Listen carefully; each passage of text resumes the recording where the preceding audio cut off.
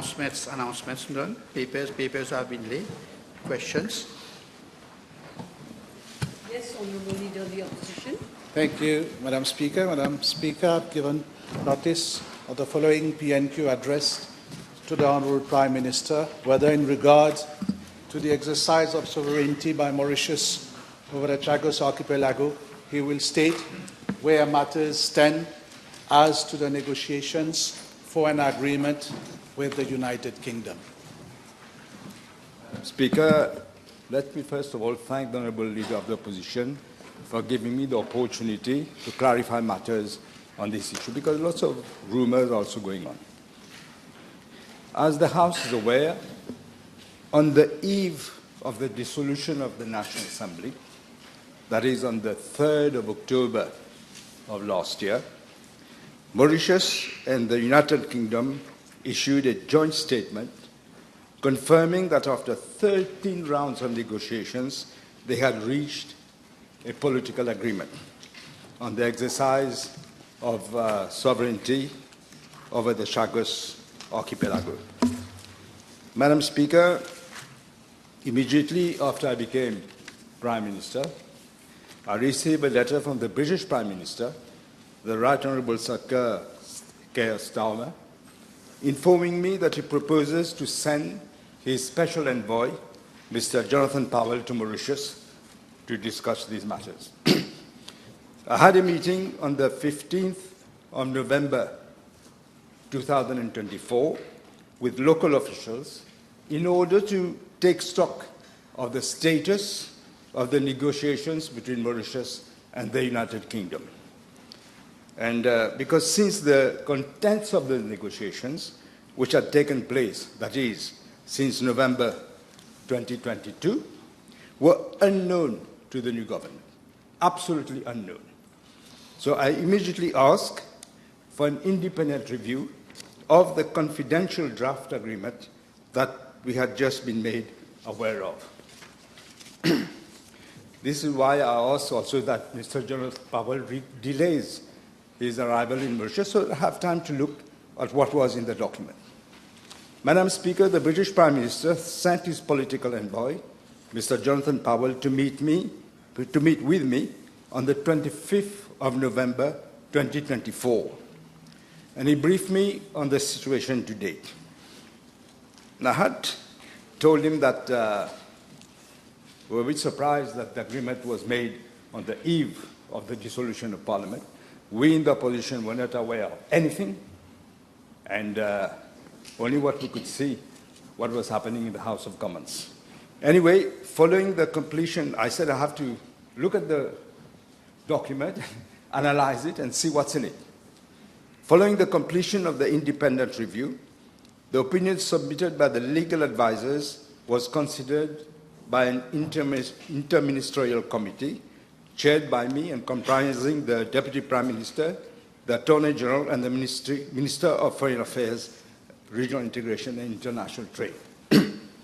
Madam Speaker, following the letter which the British Prime Minister addressed to me on the 12th of November 2024, and the meeting which I had with Mr. Jonathan Powell, a delegation of senior officials from the United Kingdom came to Mauritius from the 9th to the 12th of December 2024 for discussions with the Mauritian authorities. Apart from meetings which were held between senior officials, that is from Mauritius and the UK, the head of the UK delegation also called upon me.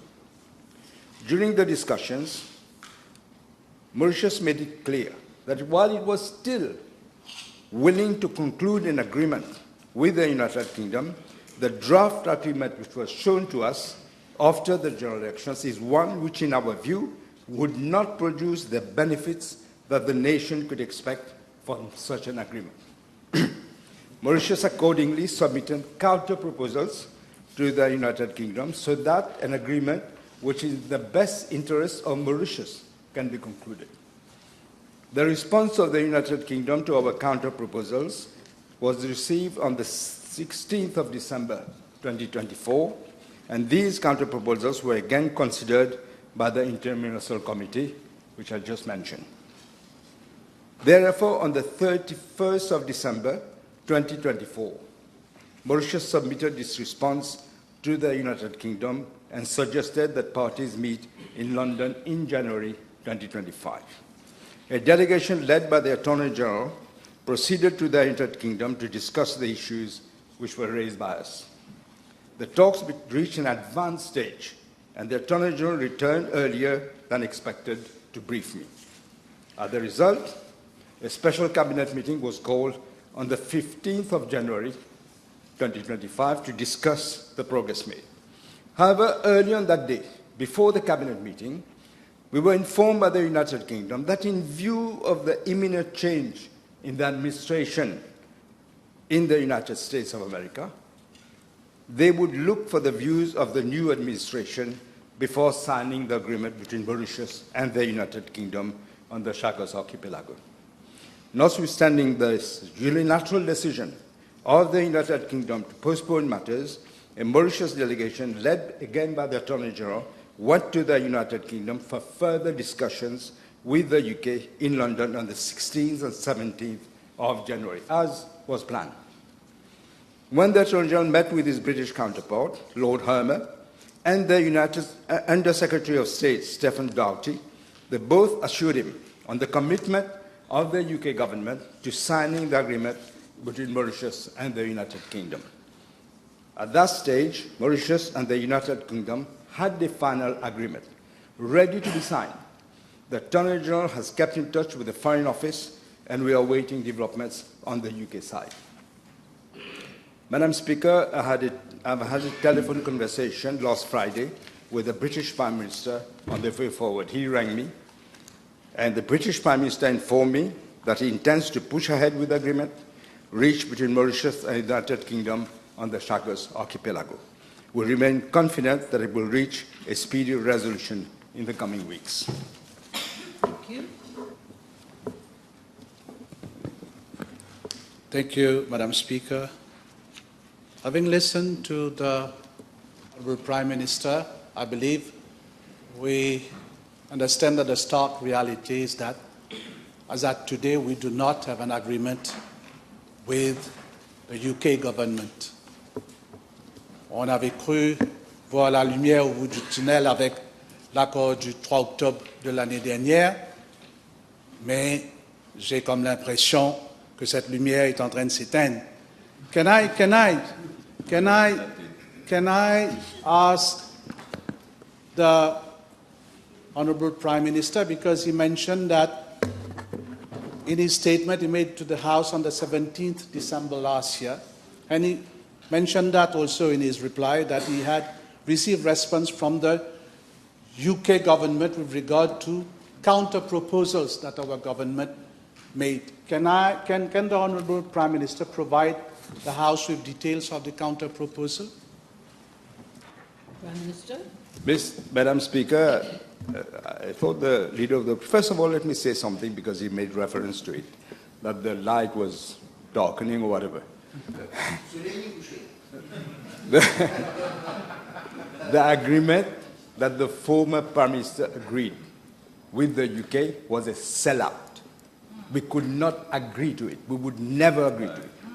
That is something that must be clear. That is why, although we signed it. We didn't agree with it. It was so bad, I don't want to go into the details, but if you ask me, I will, that we said, no way. Sovereignty was the biggest issue. It had to be unambiguous, undiluted, that we have full sovereignty, not only on the Chagos, but including Diego Garcia. That was not in the agreement. The second point, the agreement was for an agreement for 99 years, and then unilaterally, the British would decide on an extension of that agreement for 40 years. We had no say in it. We disagreed completely. It cannot be that an agreement is signed for 99 years, and then the British on their own would decide they will renew the agreement. We have no say in it. We totally disagreed with this. We said, no, we have to have a say. Both parties must be able to discuss. And thirdly, the agreement, the package that was negotiated, that was the third issue, was very badly negotiated. So that is why we said, no, we have to renegotiate. and see whether we can come to an agreement. And I'm confident that we'll come to an agreement. I must say something else, Madam Speaker. I said in my answer that unilaterally the British decided that they will want now to wait for President Trump to become president. I must say the Deputy Prime Minister, many times, I also supported that why are we afraid of President Trump coming to as if he will tear the agreement? We find that, in fact, it was a bit better, let him have a look. If it's a good agreement, why would he not agree? Let us see. So that is the situation, Honourable Leader of the Opposition. Yes. Thank you, Madam Speaker. Want another bite? Yes, of course. The Honourable Prime Minister raised two issues which is still under discussion. Three issues, actually. The first one is with regard to sovereignty. The second one is with regard to the duration of the lease. And the third one is with regard to the financial package being proposed by the UK government. With regard to the first one, can I ask the Honourable Prime Minister whether there has been changes concerning the exercise of sovereign rights granted on Diego Garcia and the conditions attached to? Yes, indeed, there have been changes. The British agreed. We insisted that the sovereignty issue is the crucial issue, is the most important, not the financial package, but the sovereignty issue. This is a battle that started long ago. Now we are about to reach it. We insisted that it be clear that we have complete sovereignty on the Chagos, including Chagos. That the British agreed to, and this has been changed. So we understand that this has been changed. With regard to the duration of the lease, is it still 99 years now or less than 99 years? Maybe he is not aware because all this was done in secrecy. Even the officials, Madam Speaker, were not aware what the agreement was. They went to London, but they were asked to leave the room. Only the former Prime Minister and the British Prime Minister spoke. And this is why the deal is like what it is. He had agreed to 99 years plus an extension where the British would decide themselves that they want to extend the lease and we would have to accept. This also we disagreed. We said, no, 99 years, okay. Reluctantly, okay, we agreed. But not on the extension. The extension has to be agreed with both parties. It cannot be unilateral from the British. And I'm glad to inform the Leader of the Opposition that that also the British have agreed. So this is good news, Honourable Prime Minister. Now, may I ask the Prime Minister with regard to the financial support given by the government of the UK, first to Mauritius and second to the Chagosians. Have we finalized also on that issue? I'm not in a position to give details, but let me say something. That package was very badly negotiated. I can't understand how. It seems somebody who didn't know mathematics had negotiated, who didn't know that inflation existed, that had negotiated. They had agreed to a package that for 99 years, but not inflation-proof. But no, the exchange rate, because it's in dollars, the exchange rate would be fixed once and then on the loss in the 99 years. How can that be? Any ordinary sixth form, fifth form student would agree that inflation exists. We have to be inflation-proof. What's the point of getting money and then having half of it by the end? This is what would happen. Eh? We have made the calculation. So that also we did not agree, and we wanted also front-loading. Some of the money had to be front-loaded, and that also is being agreed to, I think. So do I understand from the Honourable Prime Minister that now all issues have been cleared and we have an agreement with the government of UK? That is not what the Prime Minister said, as far as I can hear. But Prime Minister, please, maybe you want to reply. You're absolutely right, Madam Speaker. I explained that We had come to this agreement, ready to sign on that basis. But as we had said ourselves, the Deputy Prime Minister repeatedly said that President Trump is not a wolf. Let him see if the agreement is good or not good. And we also agreed. Now the British, late in the day, decided that yes, it's better to let the new administration have a look. And this is what the situation is. Il est peut-être déguisé en loup. Il est peut-être déguisé en loup. I'll get to President Trump later, Madam Speaker.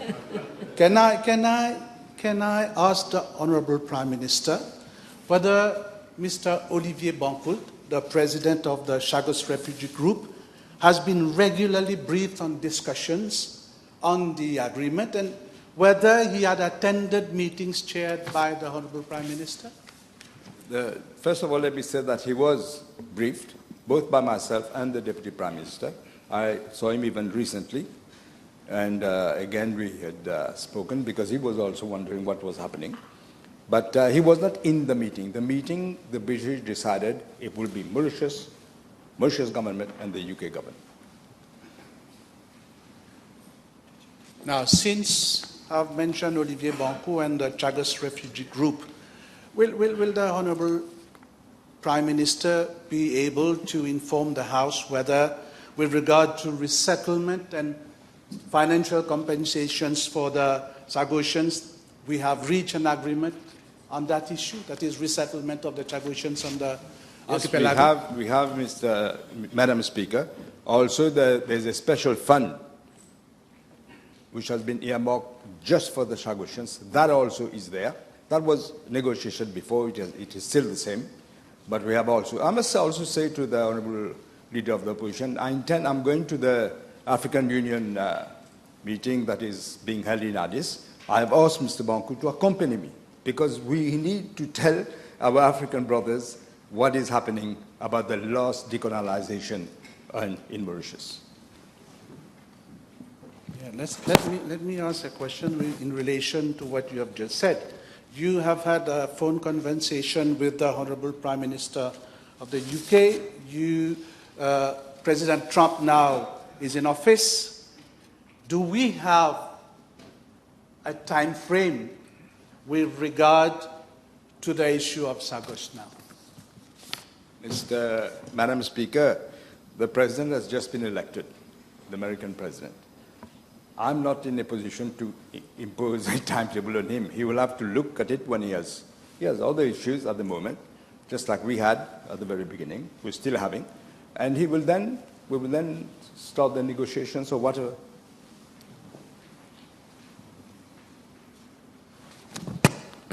Honourable Prime Minister, in your reply, you stated that there has been an independent review of the draft agreement by a team of legal advisors. Can you inform the House the person comprising that team? Yes. The person, it was, of course, there was the Attorney General. Then there's former Solicitor General, Mr. Luren Debi, was present. There was Mr. Milan Mitorban, who is a constitutionalist lawyer who knows about the problem of Chagos. There was also the civil servants from the firm, Mrs. Martin, who knows Chagos. But for legal team, specifically yours for legal team, there was the legal team here, but also I took international expert from a firm called Withers. They were advising because they know also of the problem. Remember, I'm the one who took Mr. Brownlee, QC, as the first barrister to look at Chagos. And then I'm the one who took Mr. engaged Mr. Philip Sands to continue the negotiation. So that is what we're doing. Since you mentioned Professor Sands, can you inform the House whether he still forms part of the legal team? We've had, I think the Attorney General had a meeting with him, but no, he's not in the legal team. We have to have a new legal team. Professor Sands was part of the team which made the previous deal. So we are looking at it with a pair of fresh eyes. Madam Speaker, I've put this question because Professor Sens have been dealing with this case since 2008, and as you said, you appointed him. And I understand that in this situation that the Honorable Prime Minister mentioned, Professor Sens was not informed that his services were no more required and that there was no proper handing over between Professor Sens and the new legal team. In fact, may I tell the Honourable Leader of the Opposition that Professor Sen's contract expired on the 31st of December 2024. After that, I wrote a letter to him to thank him for his services and to keep in touch. The honourable member from, fourth member from Port Louis North has asked. Otherwise, he won't have time because time is almost up. Yes, thank you. Yes. Speaker, may I ask the Prime Minister? He mentioned 2 delegations going early January. May we know the composition of both delegations, the first delegation and the second delegation that went to London? There was, as I said, there was the Attorney General, the former Solicitor General, Mr. Mitaban. I think Martin was in the first one, but not in the second one. That's it. Okay. Yes, time is Please, I'll make almost fast. up. Yes. Madam Speaker, the UK Foreign Secretary, in a statement to the House of Commons on the 7th of October, he said the following, that with regard to this agreement, a treaty and a bill will be submitted to the UK Parliament for scrutiny. May I ask the Honourable Prime Minister to inform the House as to the way forward for Mauritius once an agreement is reached between Mauritius and the UK? Will it be, as it is in the UK, scrutinised by Parliament? Should have asked this question to the former Prime Minister. Why did he come to an agreement all in catimony and nobody knew about it? Nobody knew. You have not answered my question. Can I ask the Honourable Prime Minister to inform the House in the event that no agreement is reached or that President Trump and the US are not favourable to Mauritius obtaining sovereignty over the Chagos archipelago, what will be his next course of action?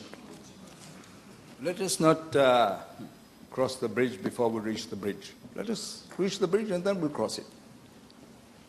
I think that is the end of that very important issue. Okay, so now we move to questions to the Honourable Prime Minister. Honourable members, the table has been advised that PQB9 will be replied by the Honourable Minister of Public Service and Administrative Reforms.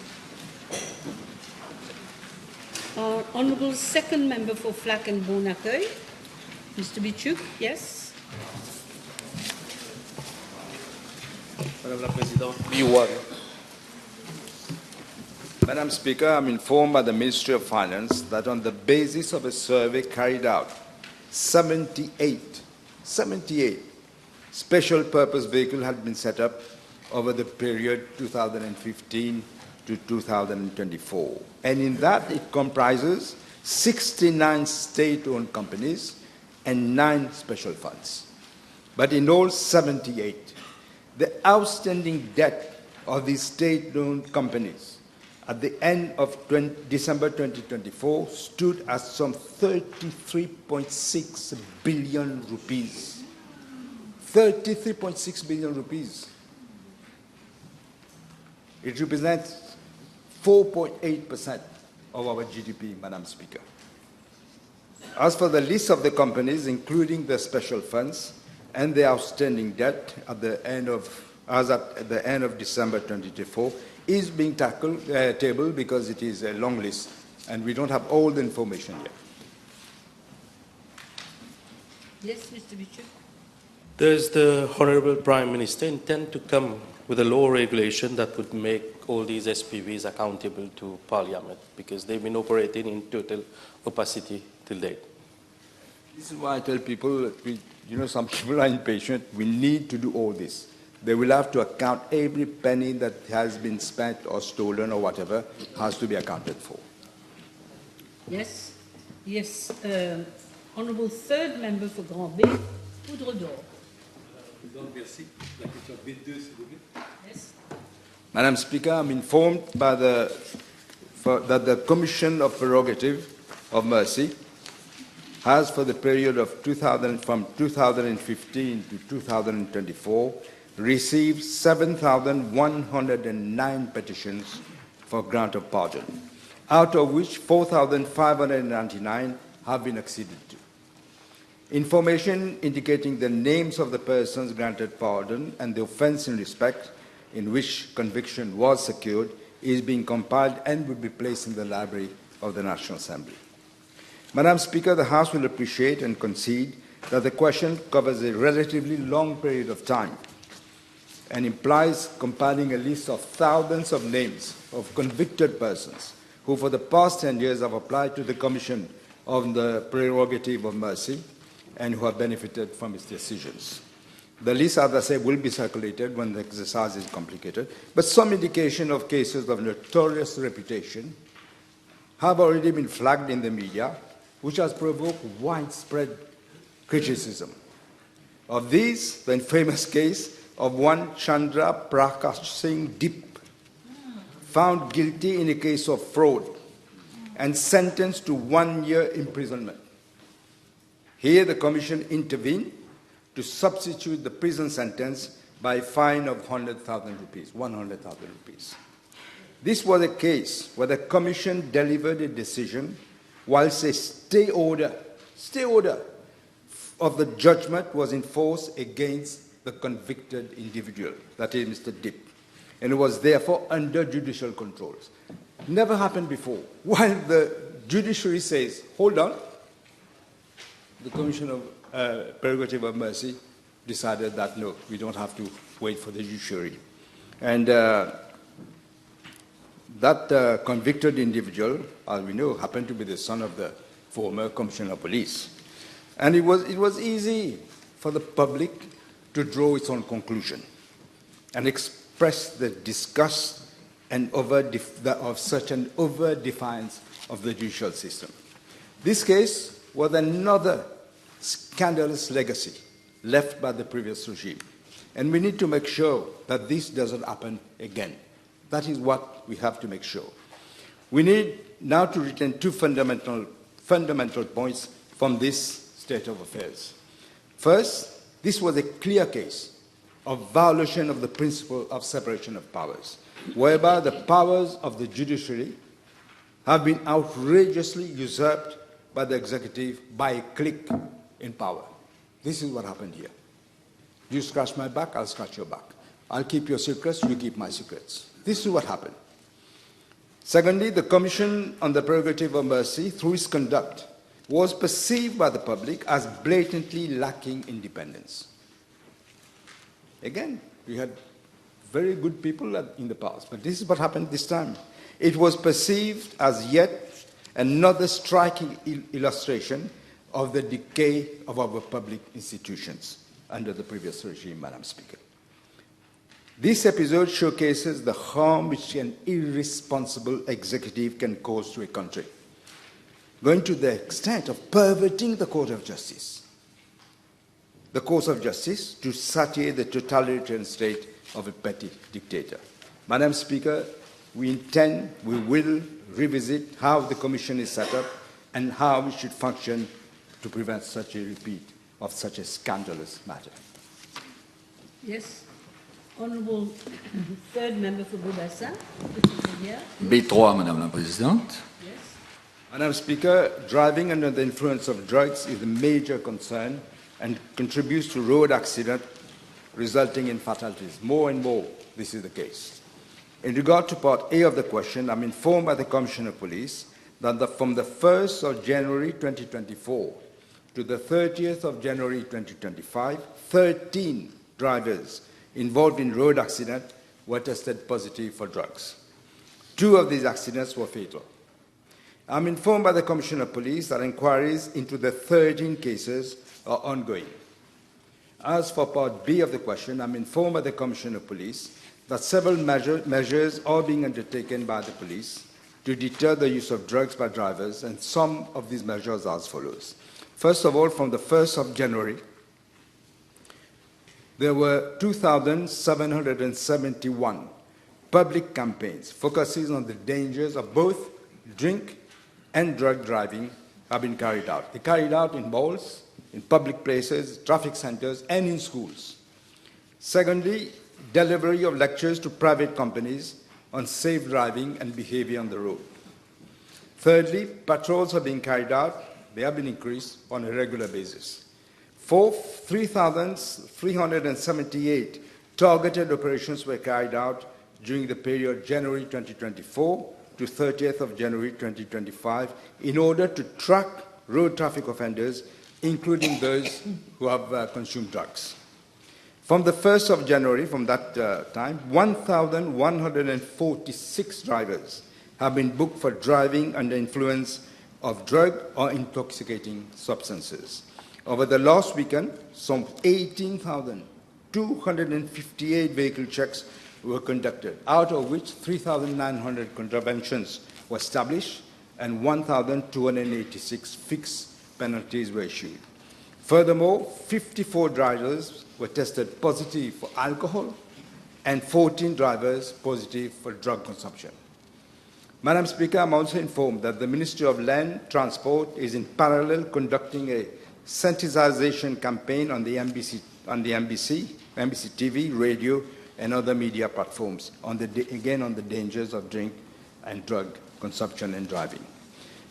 Madam Speaker, my government is very much concerned about the overall damage caused by drugs on individuals and public at large, including road accidents and, as you said, involving drug-impaired drivers.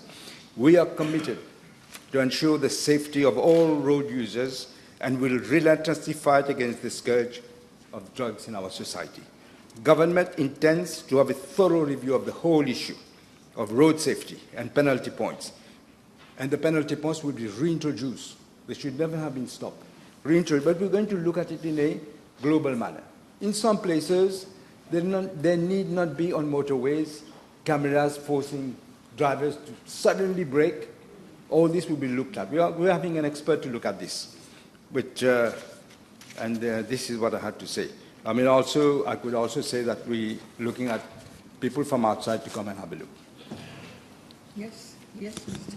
Madame la Présidente, le Premier ministre peut-il indiquer à la Chambre, de ces 13 cas qu'il a mentionnés, combien sont liés à la consommation de cannabis, combien à la consommation de drogue de synthèse et combien à la consommation de cocaïne, héroïne ou autre type de drogue?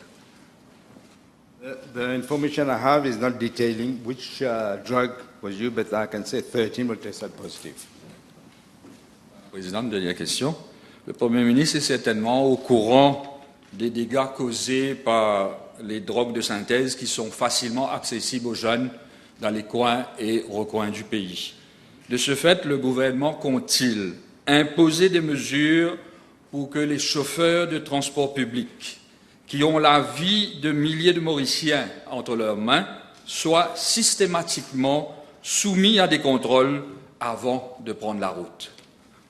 Yes, as I say, we are looking at it globally. All this will happen. But may I remind the Honourable Member that the previous regime, look what happened. Drug erupted in the country, in schools. Young children were taking drugs. This never happened before. But anyway, whatever has happened, we're going to look at this. And I should perhaps add, we take it so seriously that we're having a special agency. And I'm appointing Mr. Sam Lutan, who knows the issue very well, as he will be like a czar for drugs. He will be in my office, but he will be the chairperson of that national agency. Thank you, Prime Minister.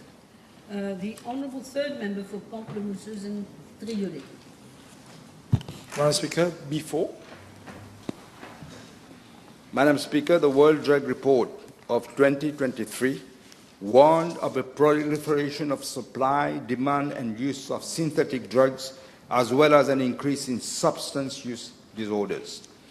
As per the report, the number of people using drugs has increased by 11% globally, but by as much as 40% in Africa. That is in 2023. Madam Speaker, in response to the growing threats posed by synthetic drugs, the United States launched the Global Coalition to address synthetic drug threats aimed to accelerate international efforts to tackle this rising crisis. As part of the Global Coalition initiative, the government of the United States provided funding to the UNODC to conduct a detailed assessment of the threats posed by synthetic drugs. This project also evaluated national and regional capacities of 6 East African countries, namely Kenya, Madagascar, Seychelles, Tanzania, Uganda, and Mauritius was included in that, to implement key actions outlined in the UNODC synthetic drug strategy. A validation workshop was held from 25th to 27th September 2024 in Nairobi. This report, which has yet to be finalized, it is expected to be released in March. As part of the assessment in July 2024, the UNODC conducted a study on synthetic drugs in Mauritius, specifically in Mauritius. And some of the main findings of the UNODC report are as follows. First of all, among the 6 countries that I named, Mauritius has been identified as the leading user of synthetic cannabinoids. Mauritius is the leading one. Drug rehabilitation efforts within the public sector remain severely limited. Rehabilitation. Although methadone, this is what the report says, although methadone treatment is available, and I remind the House, methadone was introduced when I was Prime Minister. When the new government came in 2014, the minister then decided, no, methadone is not important. I know an expert from Reunion Island expressed his views on that. That is a big mistake. And then later on, they had to reintroduce the methadone. Now, it says, although methadone treatment is available, other forms of treatment remain underdeveloped and inadequate. And loss, I think it says, psychological support and interventions, including traditional medicine, where available, needs further strengthening. With limited resources and insufficient follow-up strategies, many individuals either fail to complete the inpatient treatment or relapse after finishing it. Madam Speaker, the threat posed by synthetic cannabis and other drugs in Mauritius was already highlighted in the Global Organized Crime Index of 2023, which measures 15 criminal markets, including drug markets across 193 member states. And in that report, out of the 193, Mauritius was ranked at the 7th place with regard to synthetic drug market, behind South Africa among this area. However, in spite of Mauritius forming part of the US Global Coalition since November 2023, the previous government allowed the situation to worsen. Nothing was done, as usual. It has failed to fully leverage the benefits and resources available through the coalition to strengthen the country's response. Madam Speaker, as stated in the government program, which was just read by His Excellency the President, the fight against drug trafficking and the use will be one of the major priorities of this government. Let me reiterate the action that my government intends to take to deal with this. Additional resources will be provided to the police, not just resources, not just spending money. These people have to be trained to know how to tackle the problem, to increase their capacity to deal efficiently. Bold measures will be adopted to end the suffering of families and society in general. We also said a select committee of the National Assembly will be appointed in the near future to look into the ways and means to address this problem of drugs. Government will develop and implement a comprehensive action plan for a more efficient and effective response. The legal provisions in respect of trafficking, consumption, and treatment of drug addicts will be reviewed to cater inter alia for differentiated treatment of traffickers and consumers. And government, as I mentioned just now, will set up a national drug policy monitoring and coordination agency that will bring together various public bodies all under one roof to combat drug trafficking, provide rehabilitation and support to families of victims of drug abuse, all under one roof. This is why I mentioned, when I mentioned Mr. Sam Luton, who is former minister, to be the chairperson of this agency.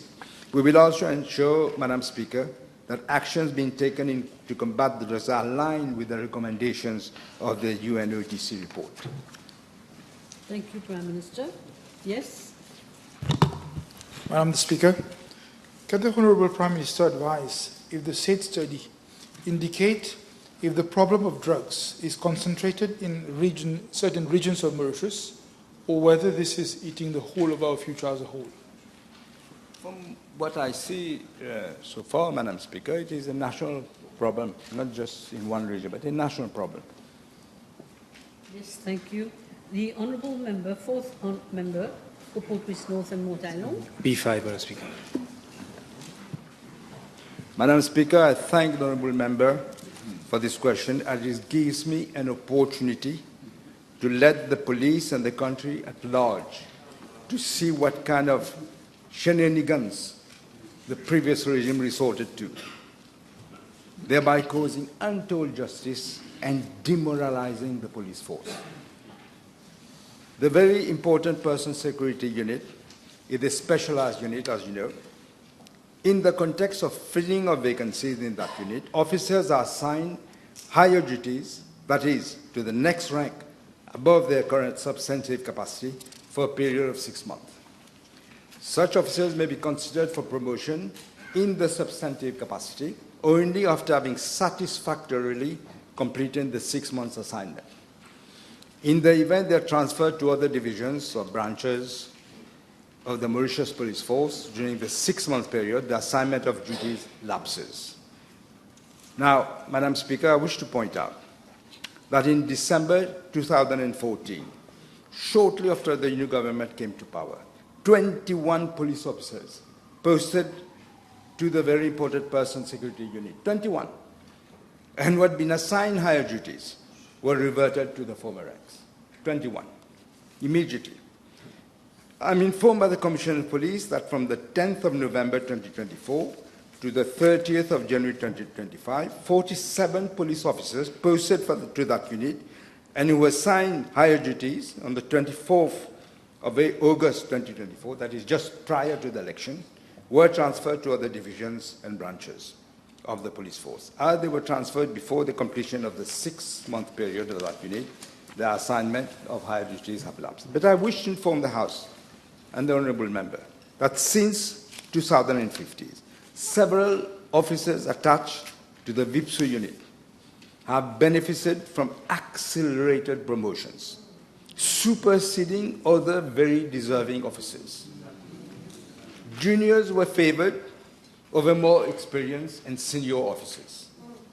It was a blatant injustice to members of the police force under the previous regime. Everything was politicized. There are some very able police officers in the VIPSU. Not only their juniors went over the head, they were downgraded. What they had already received been downgraded. And then the juniors were given accelerated promotion, 1, 2, 3, even 4 promotions during that period. These injustices, Madam Speaker, will have to be addressed and corrected. Yes? You allow me 2 supplementaries on this. Yes, please. Yes, firstly, Madam Speaker, is the Prime Minister aware that there are police officers who have had, reckoning 27 years of service as sergeant, promoted to inspector, in fact were appointed to the unit under his first tenure as Prime Minister? There are officers with 20 years of service appointed on your second tenure as Prime Minister, again sergeant promoted to inspector. They've been stripped off of their promotion, the most unfairly, a few days after the Prime Minister took office. What you should look at, I suppose the Honourable Member doesn't know. I'll just explain how injustices were performed. Now, if a police officer who has been appointed gets accelerated promotion and becomes, in other words, is senior to somebody who was already senior, who has been downgraded. We have to correct the injustice. That is what happened. I'm sure the Prime Minister will realize that 27 years as a sergeant promoted to inspector is not accelerated. This is not a question. Yes. Madam Speaker, the question is, the Prime Minister recalls the 21 VIPSUs being promoted in 2014. This is why the Prime Minister gave the assurance on the 22nd of September at Triolet in a meeting on his own volition that he gave the guarantee that no police officers would be transferred and stripped of promotions, and that the same had happened to him. He gave that word, and yet a few days later, after being elected, these poor police officers have been stripped of their promotion. My question is to the Prime Minister whether, in considering his own word that has been given prior to the election, he will not remedy the injustice that he has himself been aware of prior to that. But the Honourable Member doesn't say. Not all the police officers who had a promotion are being stripped of. Not all. I mentioned the figures here.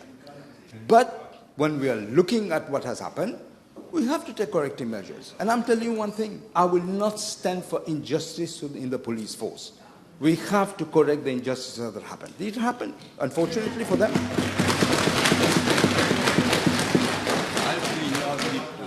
One last one, yes. Madam Speaker, the Honourable Prime Minister might at least, for those officers, again, that haven't had fast promotions tracking, that haven't jumped ahead of their junior colleagues, more senior colleagues, if at least he could give consideration to those officers to restore their promotion. As I said, at least 2 cases of those appointed under you to the VIPSU have been promoted recently and stripped of. Whether he will at least give consideration to cases that look to be genuine. I'll give you an example to the Honourable Member. He keeps saying appointed under me. Do you know that one of the VIPSU who was in the car behind me, who I promoted through the police, discipline forces, he was given that promotion to be behind the Prime Minister. It's a great privilege. Do you know what he did? He is the one who went and told the MSM leaders that the police didn't do proper search in my home. There's another safe.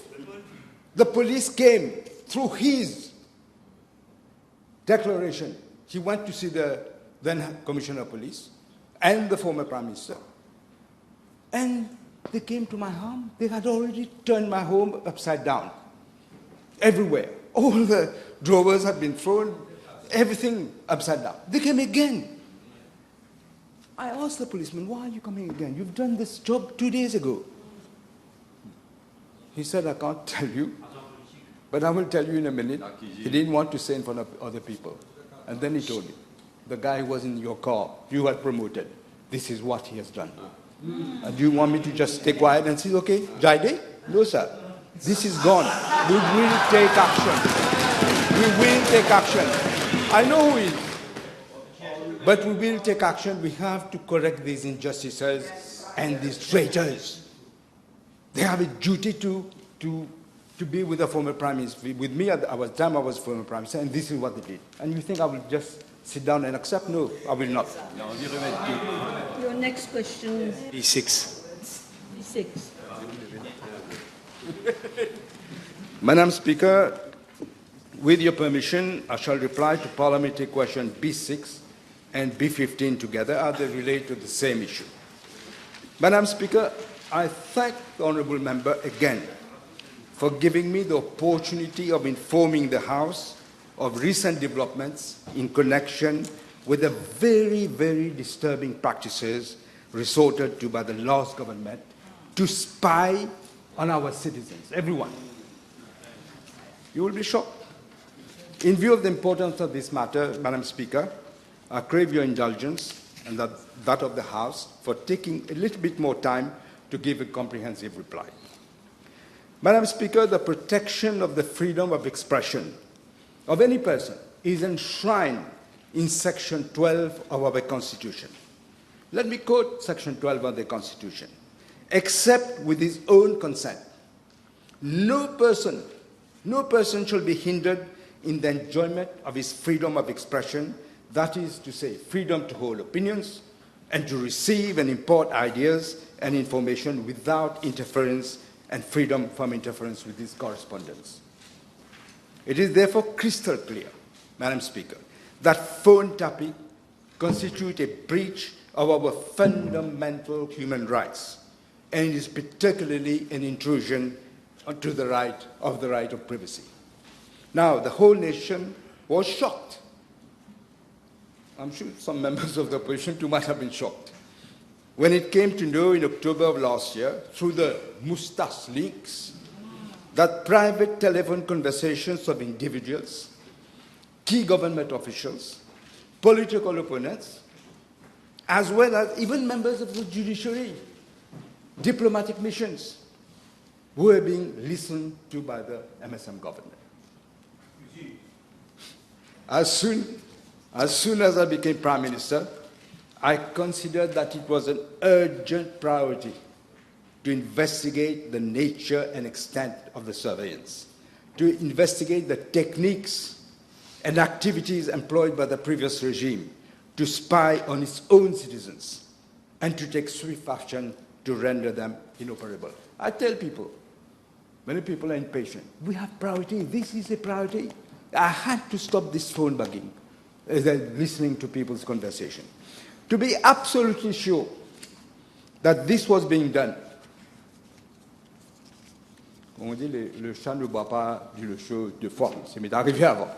So to be absolutely sure that this was being done, I invited international experts, real experts, to carry out a thorough investigation together with senior members of the police force and the Commissioner of Police. I have to inform the House that the results of these preliminary investigations have been nothing short of shocking. The initial conclusions are as follows, and as I said, they are breathtaking, to say the least.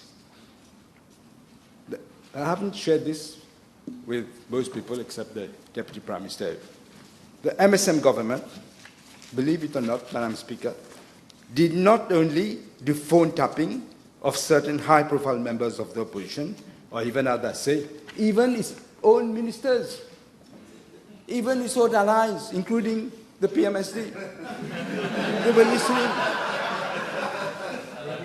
What happened to you with the car accident? All this they have listened to. Who said who to tell you to do this, not to do that? All this, I can tell you. They even went further, Madam Speaker. This is what is more shocking even. Even that is shocking. But they conducted mass surveillance. Mass surveillance. They had multiple sites, not one site, multiple sites where this was being done. What this means, Madam Speaker, that the government, the last government, put in place systems to monitor and intercept calls and internet traffic in the country. This is what's called mass interception. Let me quote what the experts say. The system put in place, I'm quoting, is a highly sophisticated mass monitoring tool for state surveillance of the people of Mauritius. In other words, what I'm saying, it's not just me or the Deputy Prime Minister or members of the opposition. Everyone, including allies, including ministers, including members of the judiciary. This means that every mobile conversation, I'm putting stress on every mobile conversation, every landline call, every post on WhatsApp, on Facebook, on Signal, on TikTok, every email, everyone, I'm saying, not just us, everyone was being monitored by the government. Do you realize what this means? It's a massive, massive monitoring. Every piece of digital data communicated by a citizen to every other citizen in this country was diverted. Everything you're saying was diverted to this government system for storage and subsequent analysis and exploitation.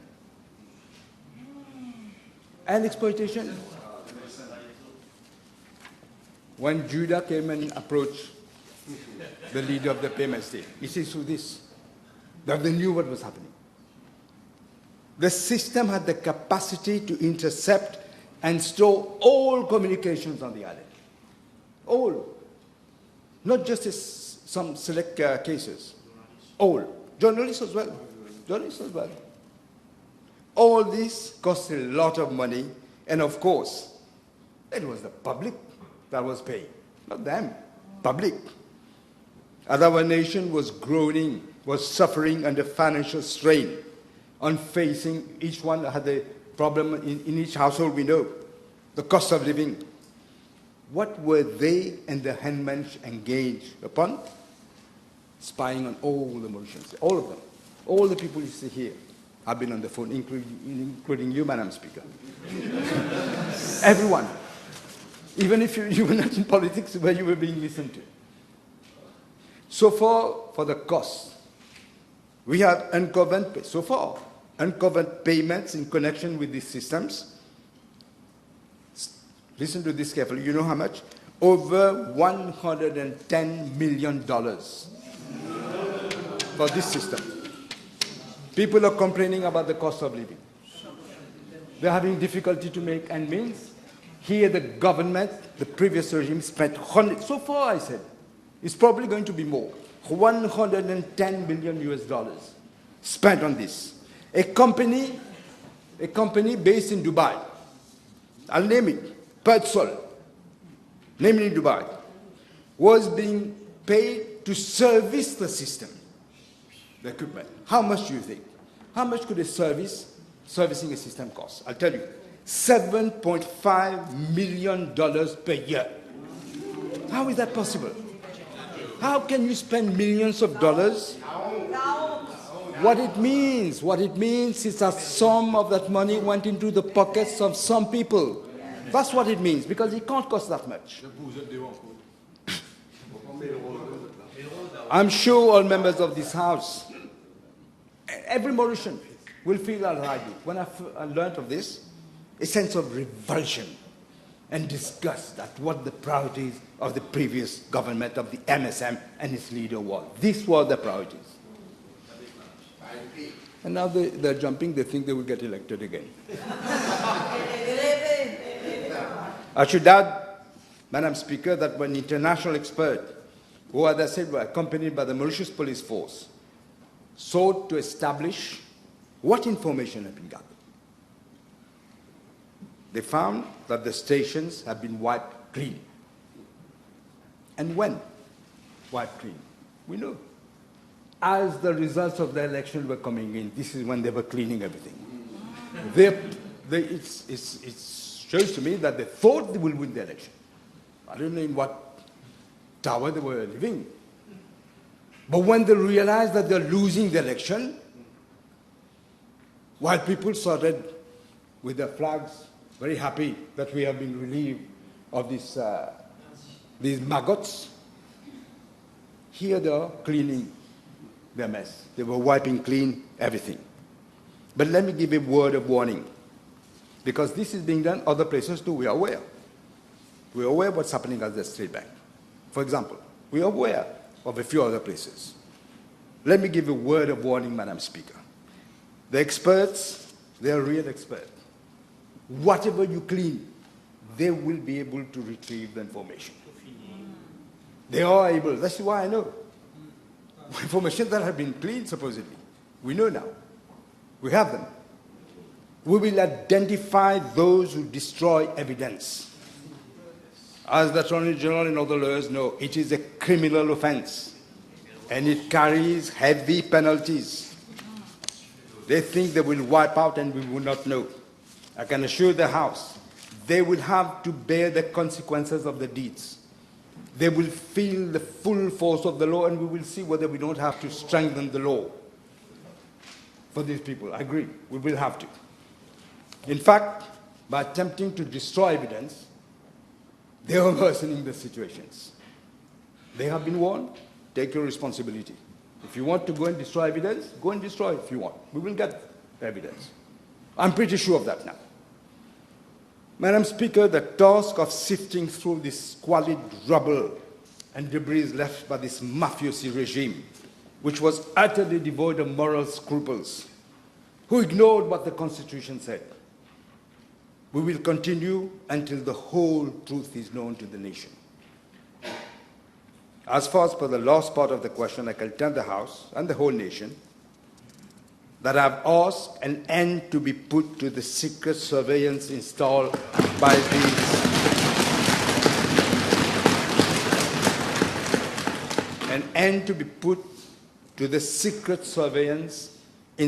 these undemocratic and perverse groups, which have practiced a blatant state capture and confiscated our liberty. This is what the election was about, liberty and unity. This should never be allowed to happen again. I can confirm what the experts said, and I'm quoting, all equipment have been catalogued, shut down, and disconnected. The system is now disabled. Nobody is going to listen to what you say. I can assure you. There will, under this government, never be any restoration of mass interception of mass. Never. I can tell you, both of us have been prime ministers. I'm prime minister again. The deputy prime minister has been prime minister. I can tell you, I was in the opposition. I became prime minister afterwards. Neither of us ever did these undemocratic principles. We never spied on the opponents. Neither he nor me. And we were not together at the time. As these experts describe it, what was being done, and this is also important. They were using the most sophisticated technological equipment for eavesdropping, but they were also making use of the cameras. We've said, remember Osman Mohammed said the camera was pointing at his home. And Sana Root said, well, close your window. The 4th Street were 4 cameras. Only one exit, but 4 cameras. They were using that, and they were using the cameras to monitor. In other words, they knew not only what you were seeing, what you were saying on the phone, but also your movements. That also was being monitored. A mass monitoring tool for state surveillance of every citizen in this country. This is what was happening. Madam Speaker, this government will not be deflected from seeking out the truth and bringing to justice and making accountable to the law those who are responsible for just despicable acts. I can tell the House, I will update the House once I get further report. I'm even prepared to lay the report on the table of the Assembly so that you can see with your eyes what was happening to our country.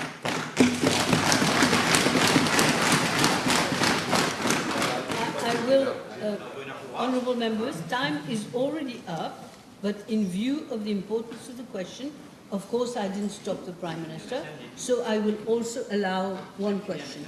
Just one. If you might allow 2, because I have 2 parliamentary questions coming. Just one. Well, I'll put it all together then. The Prime Minister said on the 20th of January that he hasn't received assurances that there might not be other systems in use right now, and therefore this is very serious. Not only what the Prime Minister has described as un outil de surveillance massif officiellement installé, but also it appears that the own Prime Minister's line has been taped and subsequently leaked. Is the Prime Minister not now of the opinion that this, perhaps the most important matter regarding privacy, regarding secrets of the Mauritian state, safeguarding those secrets, given that he cannot say if those equipments are still being used according to his interview on the 20th? My question is, the Honourable Prime Minister, that doesn't he deem fit to instate a commission of inquiry to shed the light on, first of all, who has ordered for this system to be put in place? Secondly, the funds that have been paid. Thirdly, who have kept copies of what? Because of what we understand, the data has been deleted. And we must know, yes, the question is, it appears that the data has not been kept in one place and that many persons, more than one, may still have that data because same has been leaked during the campaign. Therefore, the question is, does he not see it as a matter of urgency to set up a commission of inquiry which has already been set up by the previous government and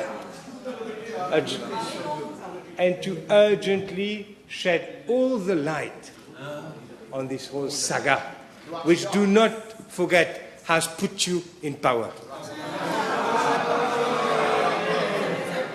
We were put in power.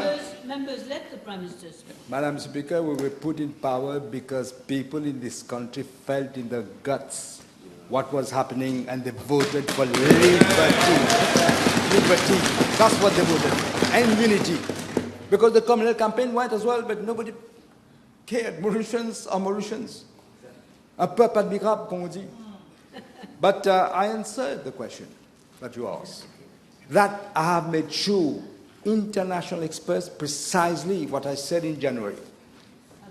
This is precisely why I got international experts, real experts in the matter, to look at the whole matter and to, I've even quoted what they said, that the system has been disbanded.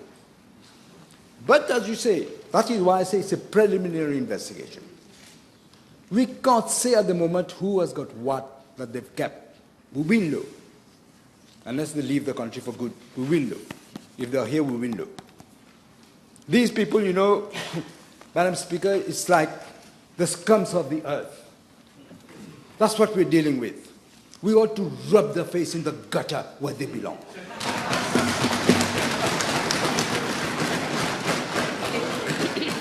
Members, time is up now for PMQT. Please, may I speak? I just want to... Honourable Deputy Prime Minister. May I speak? Otherwise I'll have to shout, which I do not want to do. Under PMQT, question B12 and B16 have been withdrawn. Okay? Now we proceed with questions addressed to honourable ministers. Honourable members, the table has been advised that PQB28 will be replied by Honourable Minister of Social Integration, Social Security and National Solidarity. PQB65 will be replied by Honourable Minister of Local Government. I now call on First Member for La Caverne Phoenix. Thank you, Madam Speaker. B17, please. Madam Speaker, I wish to inform the House that on the 4th of December 2024, the Executive Secretary of the SADC, the Southern African Development Community, informed me that Level 1 sanctions had been imposed against Mauritius for non-payment of the sum of $11,056,083 USD, which is equivalent to 508,667,161 rupees. Now, these sanctions entail the suspension of Mauritius' right to speak and receive documentation for all SADC meetings, including at senior officials, ministerial, and heads of states and government levels. I further wish to inform the House that although Cabinet under the previous government was informed on 2 occasions, Madam Speaker, in March 2024 and August 2024, that Level 1 sanctions will be imposed on Mauritius if these payments are not made. And despite the fact that provisions had been made in the national budget for financial year 2024-2025 to the tune of 640 million rupees, no payment was made by the previous government. Madam the Speaker, I have so far, unfortunately, received no plausible explanations as to why payment of the overdue contributions were not made by the previous government. I also wish to recall that I assumed duty as Minister of Foreign Affairs, Regional Integration and International Trade on the 22nd of November 2024 and could not even participate in the SADC Council of Ministers meeting held virtually on 9th December 2024 due to sanctions imposed on Mauritius.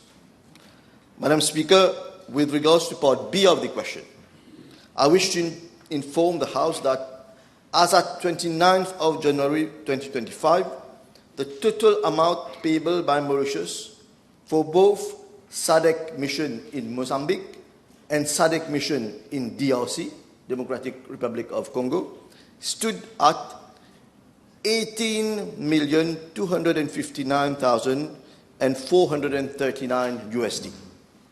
This amount, Madam the Speaker, includes a sum of 2,795,485 USD for the SADC mission in Mozambique for the period between July 2023 and July 2024. Secondly, a sum of 8,260,589 USD for the first mandate of the SADC mission in DRC between December 2023 and December 2024. And thirdly, the sum of 7,203,365 USD for the extended mandate of SADC mission in DRC, that is for the period December 2024 to December 2025. With regards to Section C of the question, Madam the Speaker, I wish to inform the House that on the 30th of January 2025, my ministry transferred the budgeted sum of 11,056,083 USD to the SADC Secretariat in order to honor our financial commitment to SADC. I also wrote a letter to the Executive Secretary of the SADC Secretariat informing him of the payment and calling for an immediate lifting of the sanctions. The SADC Secretariat has acknowledged receipt of the said amount and informed that the sanctions have been lifted. It will be noted that a sum of 7,203,365 USD for the extended mandate of SADC mission in DRC for the period December 2024 to December 2025 remains outstanding, and this amount is due on the 1st of April 2025. Madam the Speaker, I also wish to add that while the situation in Mozambique has stabilized and the SADC mission in Mozambique has been dismantled, the security situation in Eastern Democratic Republic of Congo remains volatile.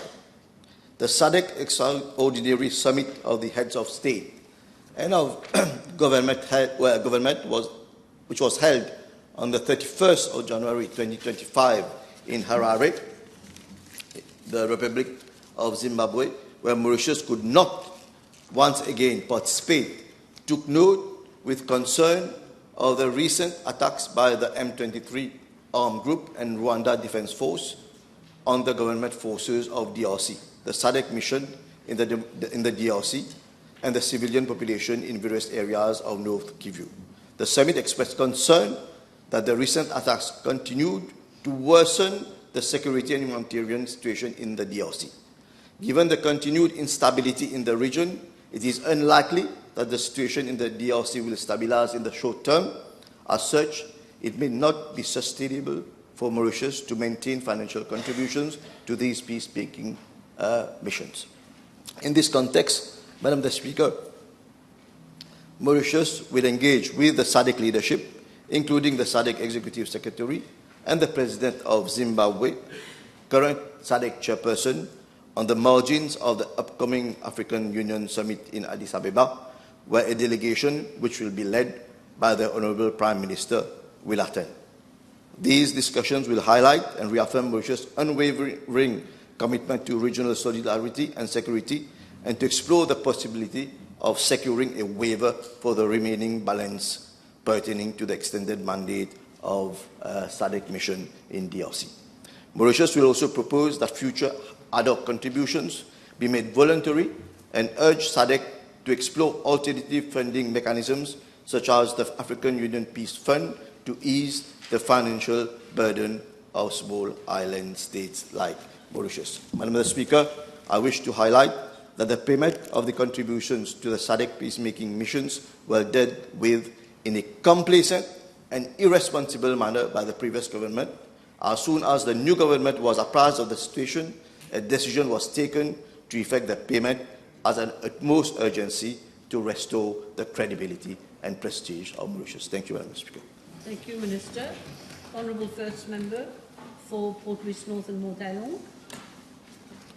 B18, Madam Speaker. Thank you. Madam Speaker, with regards to part A of the question, the measures taken during the last 10 years to alleviate the water problem in constituency number 4, Port-Louis North, Montaiglon, are likely to take some time. The list is being compiled and will be tabled in the library of the National Assembly. Madam Speaker, with regard to part B of the question, I regret to inform the House that despite the amount of 700 million rupees, 700 million rupees, spent by the Central Water Authority in its pipe replacement program and the reinstatement of some roads following the excavation works carried out in 2024, avant mais aussi in 2024, in constituency number 4, Port-Louis North, Montaiglon, has been delayed. Madam Speaker, I am informed by the Central Water Authority that there was a shortage of bitumen on the local market between June to September 2024. I am further informed that bids for permanent road reinstatement in the Montaiglon were launched by the Central Water Authority in August and September 2024, respectively. However, these two bidding exercises were cancelled due to non-responsive bids. Subsequently, another bids exercise for the north of the tune of 70 million rupees was launched in October 2024. Following evaluation, two bids were found to be responsive and will be awarded shortly. Madam Speaker, for today, I am circulating a list of roads where pipeline and reinstatement work has been carried out in constituency number 4, Port-Louis North, Montaiglon. Thank you, Minister. Yes, Madam. I'm shocked, Mr. Honorable Patrick Asivadan, about those millions. Donc, on se pose la question que tout ça, millions finalé pendant toutes ces dernières années. Une question par rapport à l'état de nos routes. Je ne parle pas uniquement pour la circonscription numéro 4, mais pour les 20 circonscriptions à travers l'île, par rapport à l'état de nos routes, les conditions qui sont dans un piteux état. Honourable Member, I'm sure the Minister will not be able to reply for everything. Your question was on your constituency.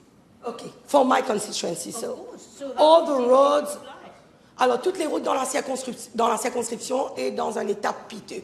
Ma question est, ces contracteurs qui ont été contractés par l'ancien régime, est-ce des vrais contracteurs, est-ce des professionnels ou des braconniers?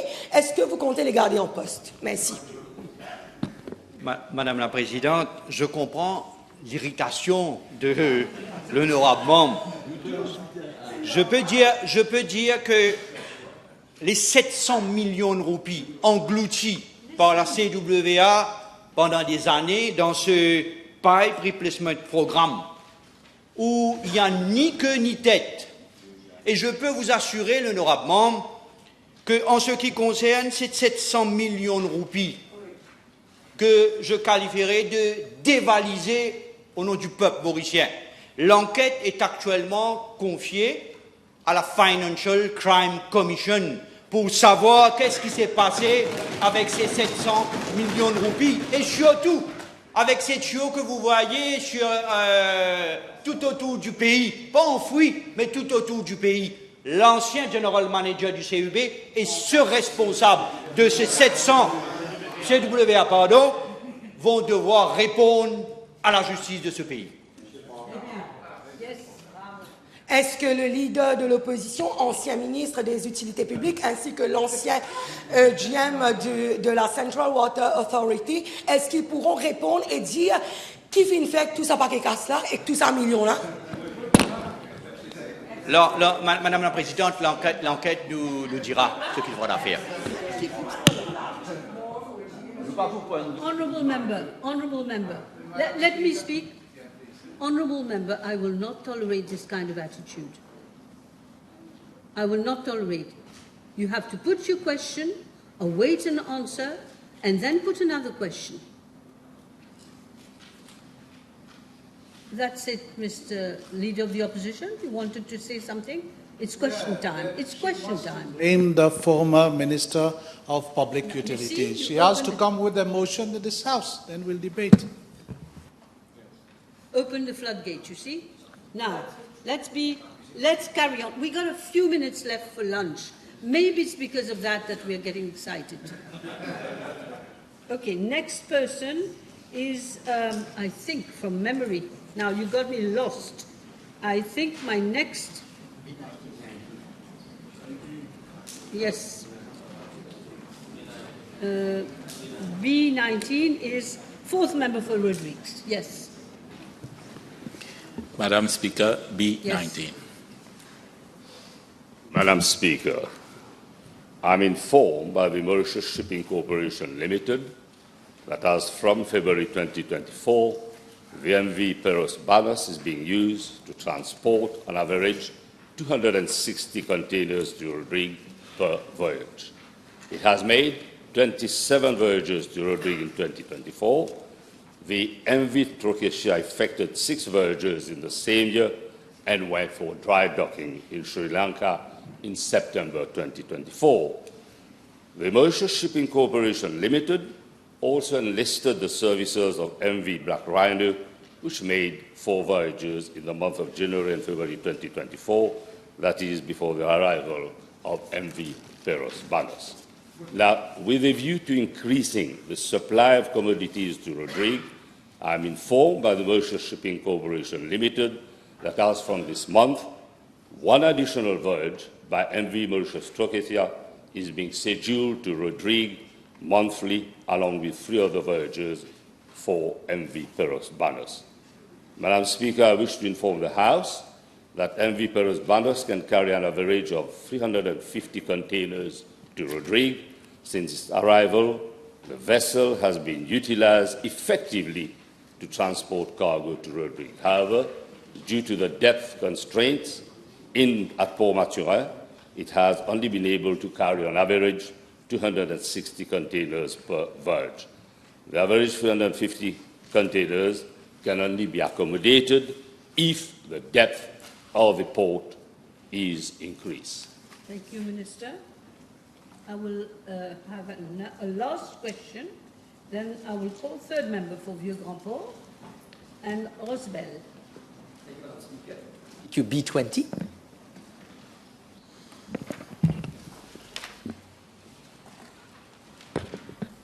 Madam Speaker, I'm informed by the Central Water Authority that the contract for a glass-fused steel reservoir at Nouvelle-France was awarded to Pacific Builders on 10 July 2023 for a sum of 48,412,738.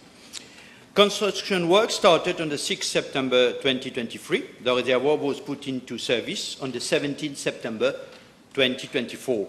Madam Speaker, as for the Cluny Reservoir, I am informed by the Central Water Authority that tenders for the design and build project for the construction of 1 reinforced concrete reservoir of 3,000 mètres cubes at Cluny and 1 reinforced concrete reservoir of 2,000 mètres cubes at Richarneau were launched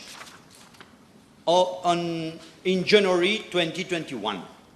The tenders for the construction of both reservoirs were awarded to Sotravic Limited for a total sum of 74,713,000.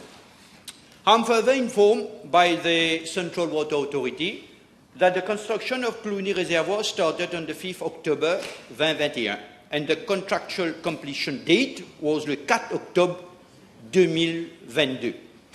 The completion date was revised to April 2023, but the date of completion of works was 13 June 2023.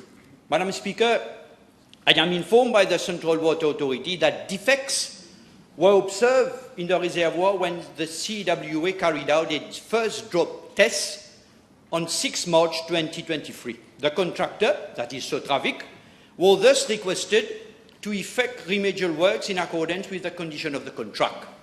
Same were completed on in March 2023.